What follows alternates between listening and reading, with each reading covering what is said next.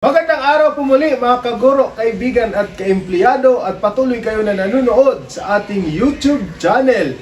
Maaari nyo rin kaming bisitahin sa aming Facebook page at Attorney Resty Toballas Adarayan. Kaya naman mga kaibigan, pag-usapan natin, paano ba kaya kung hindi ka sinipot ng iyong kasintahan na iyong kasal? Maaari mo bang kasuhan ang iyong fiancé o ang iyong kasintahan dahil sa hindi niya pagsipot sa araw ng iyong kasal? Yun po ang pag-aralan natin sa video na ito.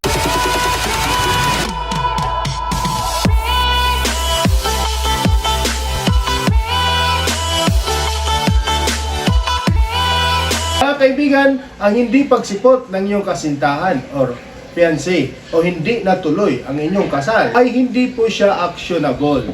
Generally, ang tawag po dyan ay breach of promise to marry.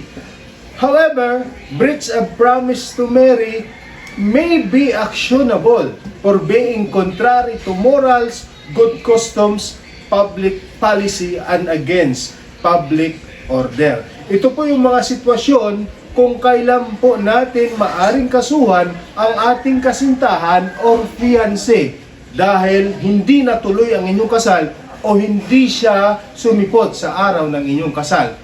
Una, number one, when there is immoral seduction or when a woman is seduced through trickery or ingenious scheme.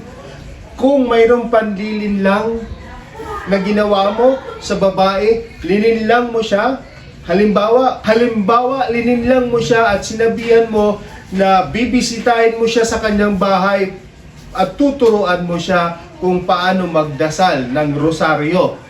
So doon, malinaw po na mayroon pong panlilinlang, inakit mo ang babae at linoko mo siya para magkaroon kayo ng sexual intercourse, pinangakuan mo na kayo ay ikakasal. So sa sitwasyon na yon, maaari kang kasuhan ng babae for damages. Pangalawang sitwasyon, when the wedding was cancelled after formally setting the date of the wedding, after all the preparations, gowns, invitations, and after spending a substantial amount.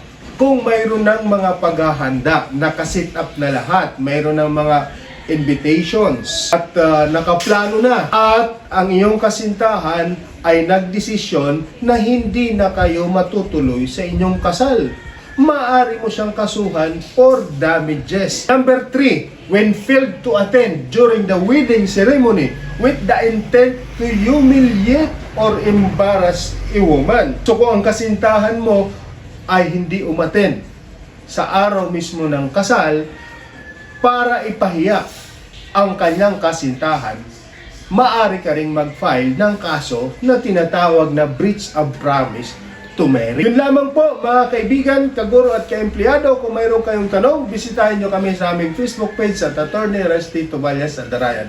Magandang araw!